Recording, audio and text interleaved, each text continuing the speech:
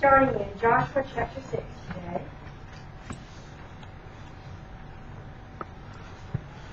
And those of you who are familiar with Joshua chapter 6 know that this is a chapter where the children of Israel go to take the city that's surrounded by walls. And how that those walls came down because of their obedience. Now, I wanted you to think about for a few minutes this morning maybe some walls that are around your life or that are surrounding something that you need to get to and you just can't quite reach it because something is there hindering you. Some wall that seems unsurmountable. And all of us probably have destinations that we haven't reached yet because there's some hindrance there that's keeping us from reaching it. Or maybe it seems like the battle is just too hard, and so rather than to fight anymore, we've decided just not to do anything. But I want you to think about the things because I was thinking about my own life and some areas that I've not reached where I'd like to be yet. And I begin to think about the things that are hindering me from being where I need to be or where I want to be. And not just with God, but even in my own personal life. You know, there are things that sometimes we take for granted that are, well, that's just the way it's going to be. But sometimes it's just an obstacle that we need to overcome to reach a higher place. Amen? And sometimes it could be our job, it could be our health, it could be our finances, it could be our family, it could be our children. There's a lot of different things that kind of hinder us. I know sometimes James and I will say, well, if it wasn't for this, we'd do this. or if we had more time, we'd do this. There always seems to be a place that we want to reach. But the children of Israel had come to a place that without God being with them and giving them some direction, looking at those walls seemed to be an impossibility. And the reason that I say that is because I wanted to show you, and I'll let you just pass it around if you want to, if I can find it here in my notes. Yeah. I want you to look at this picture, if you will, just pass it around. And this shows just kind of an artist's rendition of what the walls of Jericho might have looked like. Because, see, it wasn't just one wall, but there was a wall, and then after that there was another wall, but in between those two walls people lived. They had their houses there. And so not only did they have to overcome passing that first wall, but once they got in there and they overtook that, then there was another wall. So sometimes, once we pass one obstacle, there happens to be another one there that may be even greater than the first one. The outside wall was 6 foot wide. Now I want you to think about that just a minute. The outside wall was 6 foot wide and it was 12 feet high. And then the property kind of, they built it so that it would go kind of up, and then on top of that little steep place where the houses were in the middle of it, but then the next one, the walls were 12 foot wide. I don't know about you, but 12 foot wide seems pretty wide to me. They used to have chariot races on top of the wall. And so they knew that it would take God for them to be able to reach it. Now, we already know the story of Rahab because, remember, God gave them instructions that they were to destroy everything, every person in the city. See, sometimes we want to hold on to little things, so we don't want to destroy it. We got little things in our life that are still a hindrance to us, and we'll never reach the victory until we're able to overcome all, even just the little things that are hindering us. But the walls, the outer walls, the inner walls, and then inside, both of those walls was the city. And they said that normally that was about 11, that they in today's way of measuring, it was about 11 acres inside the city. But now bear in mind, this was a long way around, but it wasn't too far around for people to walk 7 times in one day. Because remember, the children of Israel marched around once a day for 6 days, and then on the 7th day, they marched around 7 times. Just keep all that in mind. Because sometimes it takes perseverance, but when we get to that last spot, it's going to take even more of an effort on our part. Because see, I got to think about, God could have just destroyed the people and the walls and just wiped them out. He didn't have to have the children of Israel to do it. But the reason He had them do it was so that He could test their faithfulness to see whether or not they trusted Him. And a lot of times our walls don't come down because of our unfaithfulness, because of our disobedience, because of things in our life that we're not willing to give up.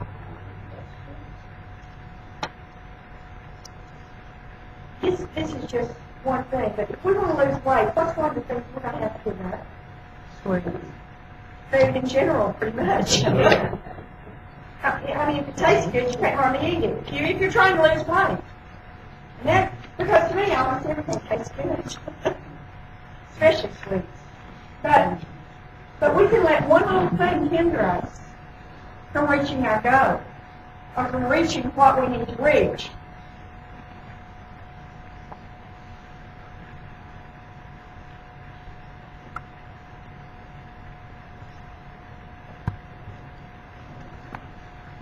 Now, I want to read a few of the verses first. Joshua chapter 6, starting with verse 1. Now, remember, this is after the spies have gone in. After Rahab has hung the scarlet cord, because remember, God told them to destroy everything. But remember, the woman that hid the 2 spies to keep the people from getting them and killing them, she asked for one thing, and that was that her family would be saved and not harmed. And so, in order for the people to know which house not to go into and not to kill the people in, she had to put a scarlet cord in the window. I don't know if any of you heard Jensen Franklin this morning, but I thought, man, he's on my Sunday school lesson. But we know that there was a purpose for that, and that scarlet cord was to let them know not to bother anybody or anything in that house. Now, everything else around them was to be destroyed, and all the people were to be killed. The city of Jericho.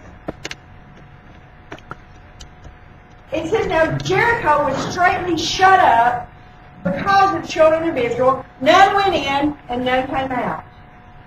The people had heard about the children of Israel. They knew how strong and mighty they were. They knew that there was a God that they served that would help them. And so, in their own way, they were making preparation for when the children of Israel came to take over them. And when God gave instructions to Joshua as to what the children of Israel were to do, it was totally out of the ordinary as to what they normally did on certain days and with certain things. It says, and the Lord said unto Joshua, see, I have given into thine hand Jericho, and the king thereof, and the mighty men of valor. And ye shall compass the city, all ye men of war, and go round about the city once.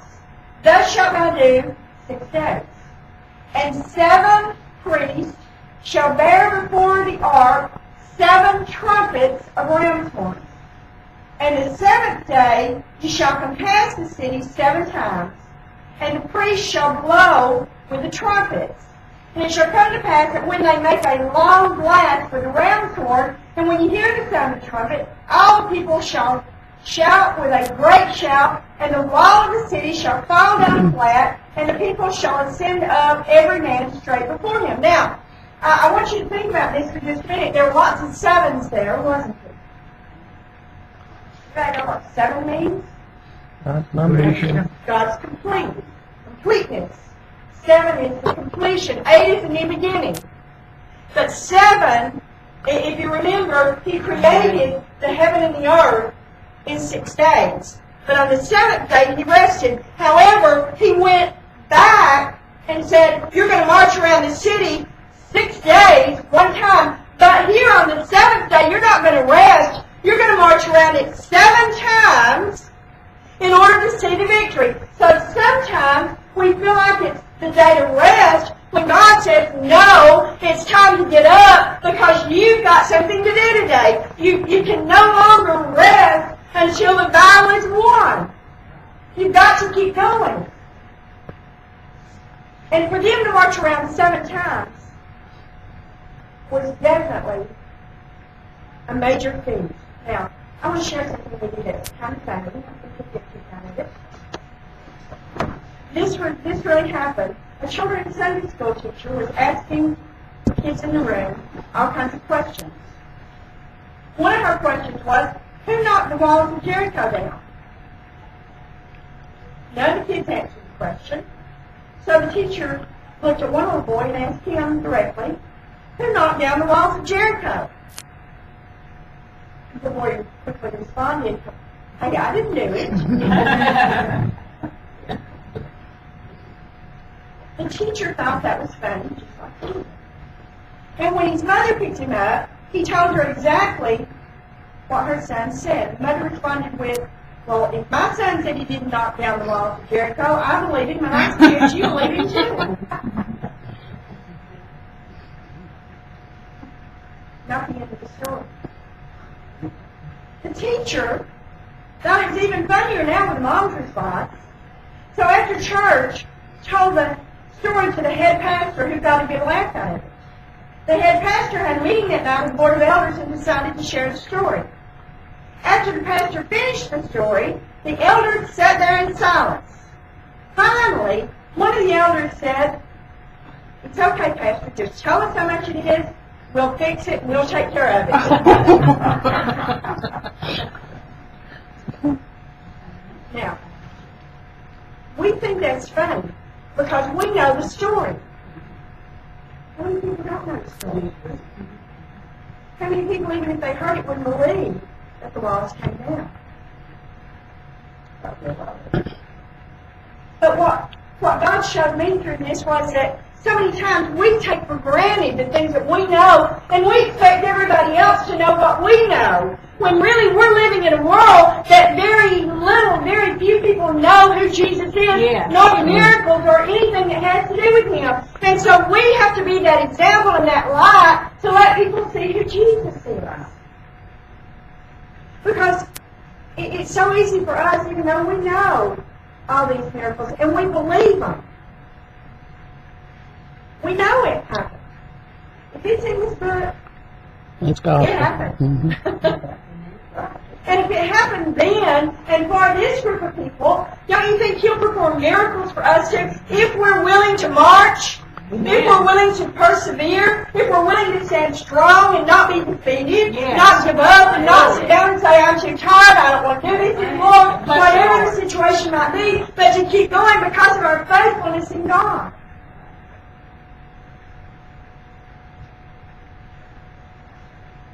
Sometimes we need to think about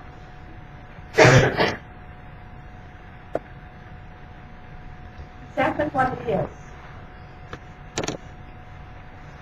that God told His people to do. First of all, He told them to walk in silence. Ever wondered why it was just the men that were told to march around the city? Why there were no women involved? I didn't even hear him laugh at that. But think about it though. He said do it in silence. Don't talk. Don't bring any attention to yourself.